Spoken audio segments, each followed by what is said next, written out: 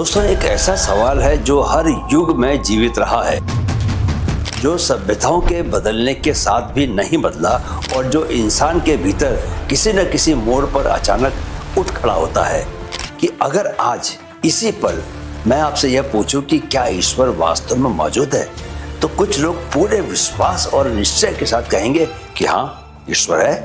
कुछ लोग उतनी ही दृढ़ता से कहेंगे कि नहीं, इसका कोई ठोस प्रमाण नहीं है। और बहुत से लोग बिना कुछ कहे चुप रह जाएंगे, क्योंकि यह सवाल सिर्फ दिमाग तक सीमित नहीं रहता, बल्कि इंसान के भीतर बहुत गहराई में जाकर उसकी जड़ों को हिला देता है। यह कोई नया सवाल नहीं है दोस्तों, क्योंकि यह सवाल राजाओं ने अपने वैभव के शिखर पर खड़े होकर भी पूछा है, संतों ने त्याग की अग्नि में तपते हुए भी पूछा है, दार्शनिकों ने तर्क की धार पर चलकर भी पूछा है, वैज्ञानिकों ने प्रयोगशालाओं की सीमाओं में रहकर भी पूछा है, और आज के समय में हम सब इसे सोशल मीडिया की बहसों में, कभी गुस्से में, कभी अहंकार में और कभी भीतर छुपे डर के साथ पूछते हुए दिखाई दे ही जाते हैं। लेकिन आज इस वीडियो में दोस्तों, मैं यह साबित करने नहीं आया कि ईश्वर है या नहीं, क्योंकि यह बहस सदियों से चली आ रही है और शायद आने वाली सदियों तक भी चलती रहेगी। बल्कि आज मैं एक थोड़ा अलग और ज़्यादा गहरा सवाल आपके सामने रखना चाहता हूँ कि अगर ईश्वर मौजूद है तो ईश्वर वास्तव में है क्या। पिछले दिनों आपने सोशल मीडिया पर एक संवाद, एक डिबेट देखी होगी, जिसमें भारत के प्रसिद्ध शायर, गीतकार और सार्वजनिक बुद्धिजीवी जावेद अख्तर साहब और भारत के ही इस्लामी विद्वान मुफ्ती इस्माइल नदवी के बीच ईश्वर के अस्तित्व को लेकर चर्चा हुई, बहुत ही गहरी चर्चा हुई। और यह संवाद दोस्तों इसलिए बहुत ही ज़्यादा महत्वपूर्ण था क्योंकि दोनों ही पक्ष जो है वो भावनाओं के बजाय अपने अपने गजब के तर्क और दृष्टिकोण के साथ सामने आए। जावेद अख्तर का कहना था कि ईश्वर का अस्तित्व फेथ यानी कि विश्वास पर आधारित है, न कि प्रूफ यानी वैज्ञानिक प्रमाण पर, और विज्ञान तथा तर्क की सीमाओं के भीतर रहकर ईश्वर को सिद्ध नहीं किया जा सकता। क्योंकि जब हम दोस्तों दुनिया के अलग अलग धर्मों को देखते हैं तो हमें अलग अलग ईश्वर की कल्पनाएं दिखाई देती हैं, जिससे यह संभावना बनती है कि भाई ईश्वर शायद इंसानी सोच, डर और आशा और सांस्कृतिक संरचनाओं की एक रचना हो सकता है। उन्होंने यह भी स्पष्ट रूप से कहा कि इंसान नैतिक, संवेदनशील और करुणामय ईश्वर में विश्वास किए बिना भी हो सकता है। इसलिए मोरालिटी या मानवीय मूल्यों के लिए ईश्वर को मानना कोई अनिवार्य शर्त नहीं है। दूसरी ओर मुफ्ती इस्माइल नदवी साहब का कहना था कि भाई हर सत्य को प्रयोगशाला में नहीं परखा जा सकता, क्योंकि प्रेम, करुणा, अर्थ और सौंदर्य जैसी अनुभूतियां भी किसी वैज्ञानिक उपकरण में मापी नहीं जा सकती। और यह ब्रह्मांड, उसका संतुलन, उसकी जटिलता और उसकी अद्भुत संरचना किसी न किसी मूल चेतना या रचनात्मक सिद्धांत की ओर संकेत कर, जिसे केवल तर्क से नहीं बल्कि आंतरिक अनुभव से समझा जा सकता है। दोनों ही पक्ष दोस्तों अपने अपने स्थान पर मजबूत थे, लेकिन इस पूरी बहस को देखने के बाद मुझे यह महसूस हुआ कि भाई शायद हम सदियों से गलत सवाल पूछ रहे हैं, क्योंकि असली सवाल यह नहीं है कि ईश्वर है या नहीं, बल्कि असली सवाल यह है कि जो यह प्रश्न पूछ रहा है वह स्वयं में क्या है।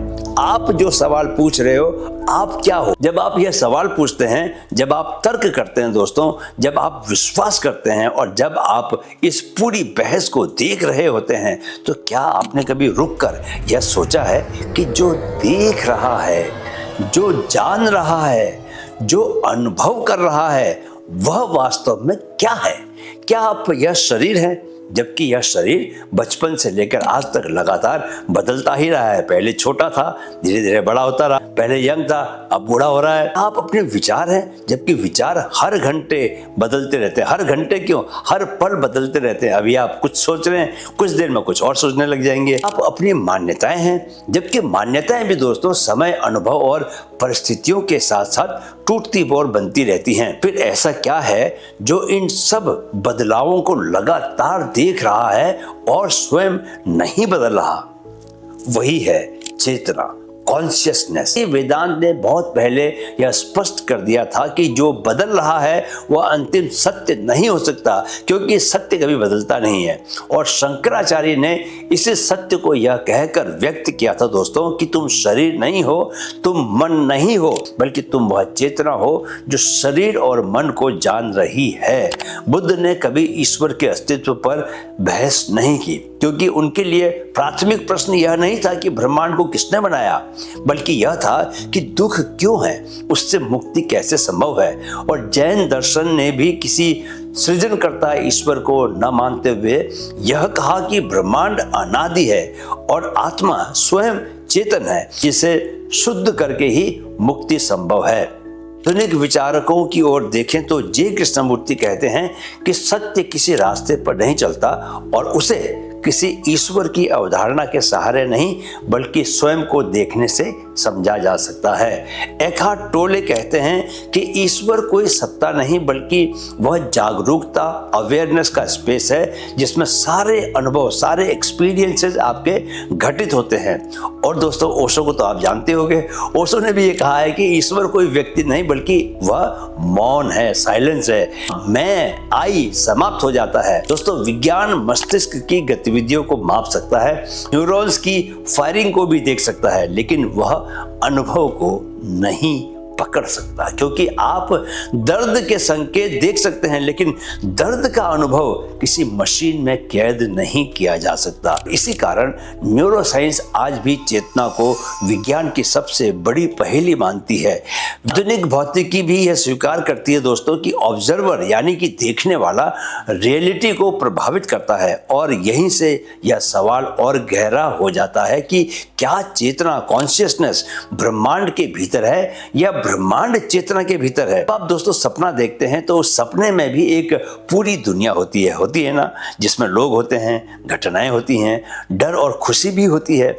और उस समय वह सपना पूरी तरह वास्तविक लगता है, लेकिन जागने पर आप कहते हैं कि यह तो सिर्फ सपना था। और वेदांत कहता है कि स्वप्न और जागृत संसार दोनों चेतना में ही प्रकट होते हैं, आपके कॉन्शियसनेस में ही अस्तित्व में आते हैं।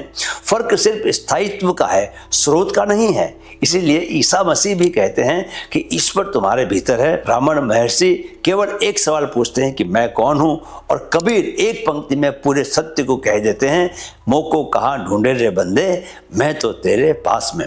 अगर कोई आपसे पूछे कि क्या ईश्वर मौजूद है, तो शायद सबसे ईमानदार उत्तर यही होगा कि अगर ईश्वर को बाहर बैठी किसी सत्ता की तरह आप समझते हो तो ये बहस चलती रहेगी।